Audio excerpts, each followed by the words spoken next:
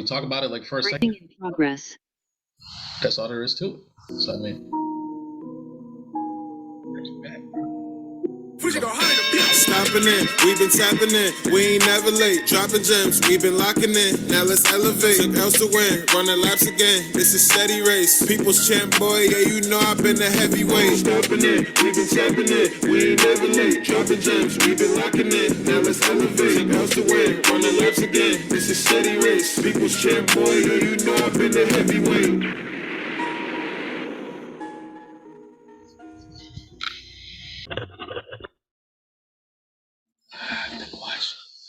What's going on, y'all? We are back for part 4. This is Heavyweight Lovers segment.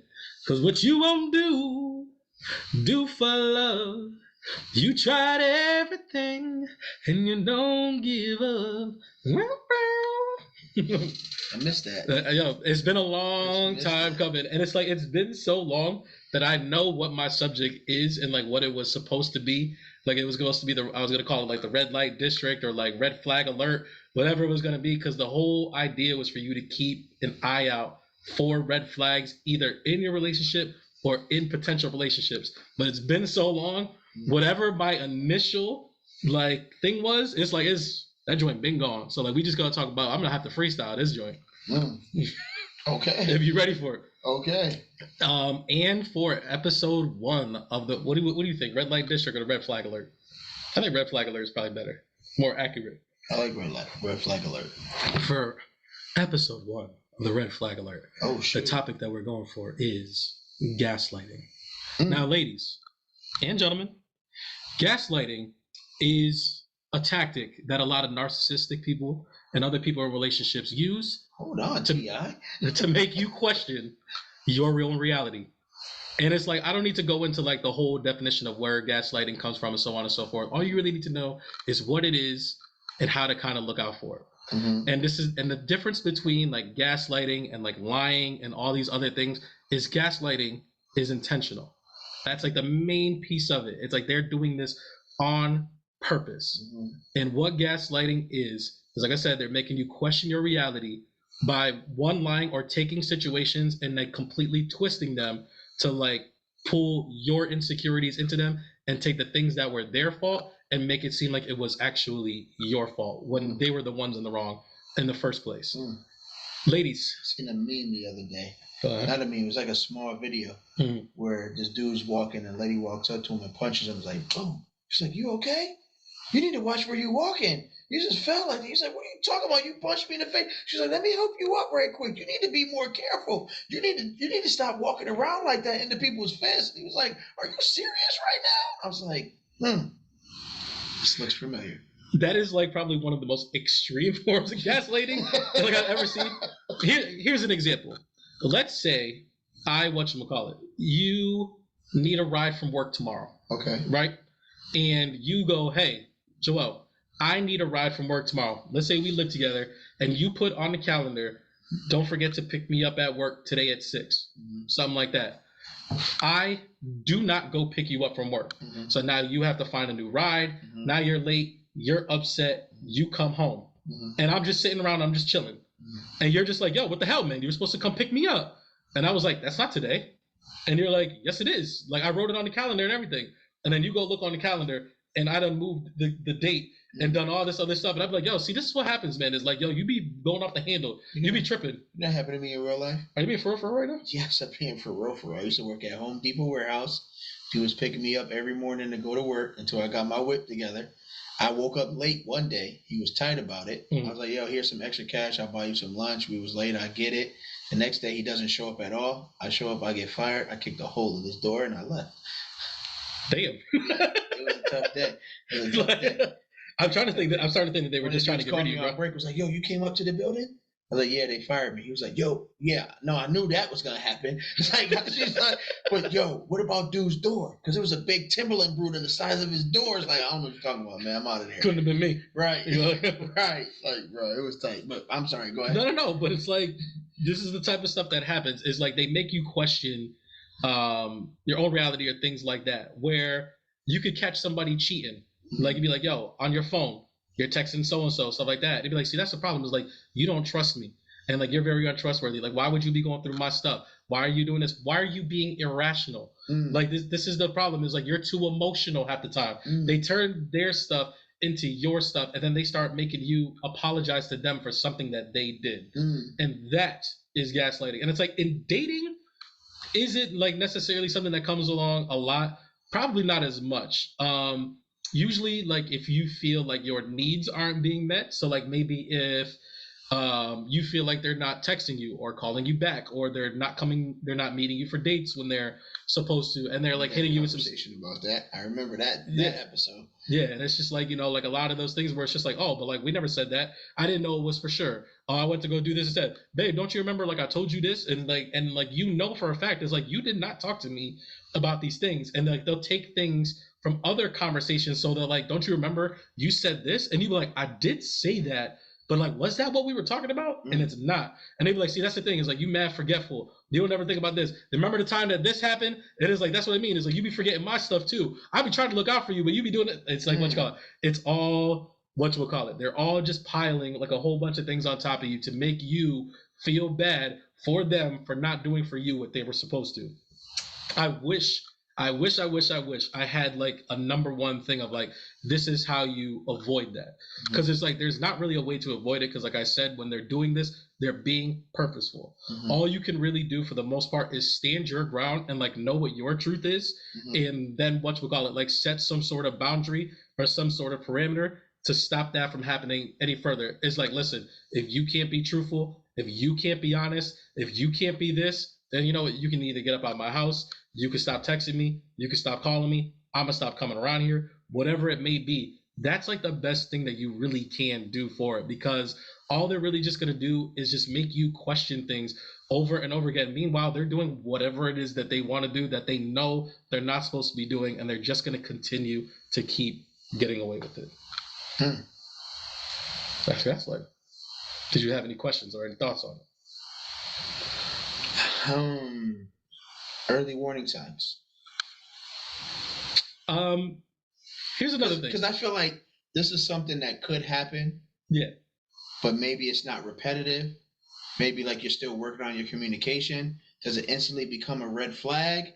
Or is it just something like... It's certainly something to be mindful of. Okay. It's like I said, it's not very common in dating. It's much more common in actual relationships. Okay. And like, it's also like usually with people who are in the process of doing something dishonest, whether they are putting money in places where they're not supposed to be putting it, or taking it from places that they're not supposed to be taking it, being places where they don't really want to be, and then like making excuses to not be there, but not really making excuses. Or instead of just saying, I really don't want to go to this, like I'm not going to go, like they'll pretend that they're going to go and then come up with like some like, oh, this person got hurt or whatever, and then like they're actually out there playing 2K, but then it's like, you know what I mean? It's just like, it's a very hard distinction to distinguish just lying from gaslighting. And it's like, lying is like exactly what it is. It's like, I'm just not telling you the truth. And when you're lying, like it's pretty easy to, combat a lie. It's like you come with facts or you come with proof.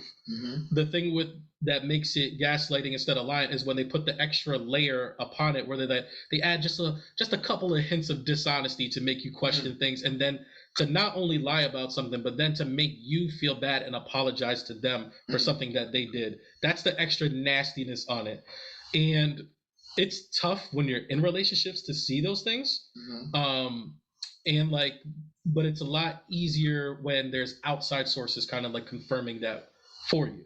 When you're just like, or just to do, it sounds so dumb to make these sort of preventative measures, right? So it's just like, for instance, if like the whole picking you up thing, and it's like, oh, I wrote it on the calendar. But like another thing you could do is like also put it in your phone. So you'd be like, no, I put it in here, and I sent that to you too, so you knew what it was. Whether you looked at this thing or you didn't do it, is like you knew what you were supposed to do, and then I called you after and you still didn't pick up. Call me the night before, fam. Tell me you're not coming again. I mean, yeah, it's like it's a whole bunch of things like that, and it's like it's really sucks that like you have to be like that with certain people, but it's just like, it's like, what are you really supposed to do? And it's like, especially like when there maybe were some warning signs early on, but you kind of ignored them and like rushed into different stages of the relationship. So like now you're dealing with stuff that you should have nipped in the bud earlier.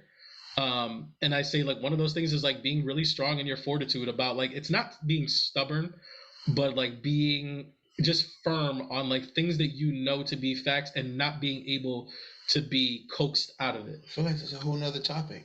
What do you mean? Like accepting red flags just to be with someone. Oh yeah, like I think that'll be the wrap up of the whole red flag alert segment. Like you know what I mean? Like that's unhealthy though. I mean, it's beyond unhealthy. I believe it was Matthew Hussey that said like at one point in time. Who? Matthew Hussey. He's a very famous like relationship coach, therapist. I don't know what he is, but like I always see him like in large rooms talking to a bunch of women about men versus women or like why things are the way that they are. And like he explains it like in a lot of very eloquent ways. Last name is just crazy, dude. You probably seen like you just kind of got on social media, but like girls will always post, especially when they're going through something, they'll post like a big quote with like some of that, and it's usually by Matthew Hussey or something like that. Okay. When your partner makes the things that are supposed to be easy hard, that only means that when the things that are hard actually come around, they're going to be super difficult. So like it's not worth it. So if like they're making the easiest thing is communication. I want to see you. Do you want to see me? I want to talk to you. Do you want to talk to me? I want to be with you. Do you want to be with me? Those are the easy things. It's like, do you want to talk to me? Do you want to be with me? Whatever. If they're making those things difficult, where it's just like, hey, like I want to see you.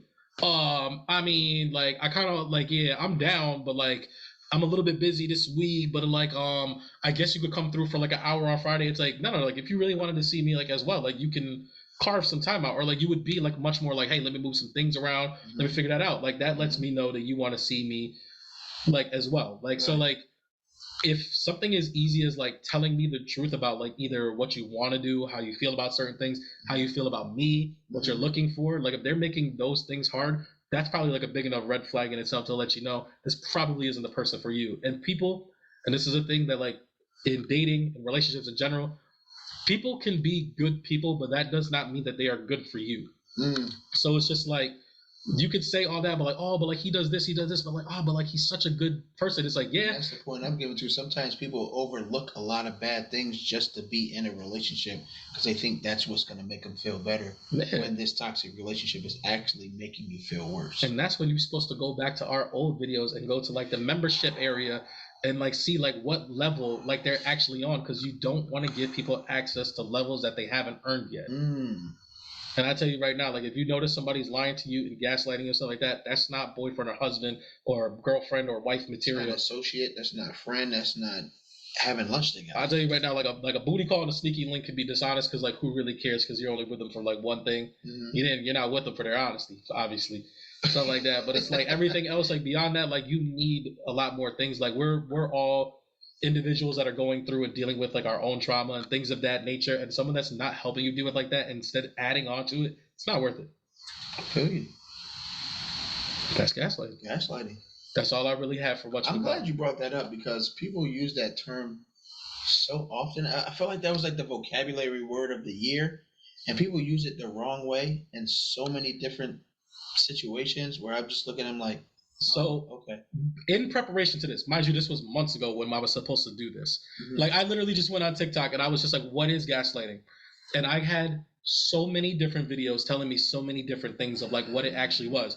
Went on YouTube, the same thing. Like literally whole 15 minutes videos about like gaslighting, and it's none of these things are the same. Like I literally had to like go to like Wikipedia, read about the person who originally wrote it, and it's like that's what it is, because like it's based off of like this movie where this woman is questioning her own reality, and like it has to do like when certain things happen, like this gaslight goes off, and like that's where the term came from, and like all this other stuff. And I was like, all right, this is the actual thing of what it is, but people have taken that and just run with it. And it's just like, oh, like anytime that you tell me like I'm wrong, like you're gaslighting me. If you're yelling at me, you're gaslighting me. And it's like That's not 100% the case. When you're twisting my words, when you're twisting events, when you're twisting memories, when you're twisting facts, those are the things that are gaslighting. Mm-hmm. And one of the main things about it is that it is intentional.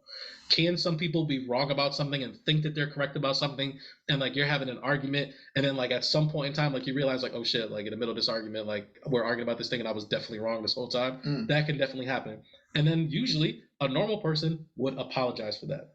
Okay. People who are gaslighting you will not apologize. They will stand firm on their ground, and they will literally bold-faced lie to you. Like, I've seen so many posts where women are just like, yo, men will literally like full-on tears in your face and be lying like the whole time. And it's like, these are the type of people that we're talking about. That's crazy. All right. I feel like you had some home cooking, if I'm not mistaken. I do have some home cooking. I'm coming home again. Do you think about me now and then? Do you think about me now and then? 'Cause I'm coming home again. It's time for some home cooking. We'll be nasty and no raisin.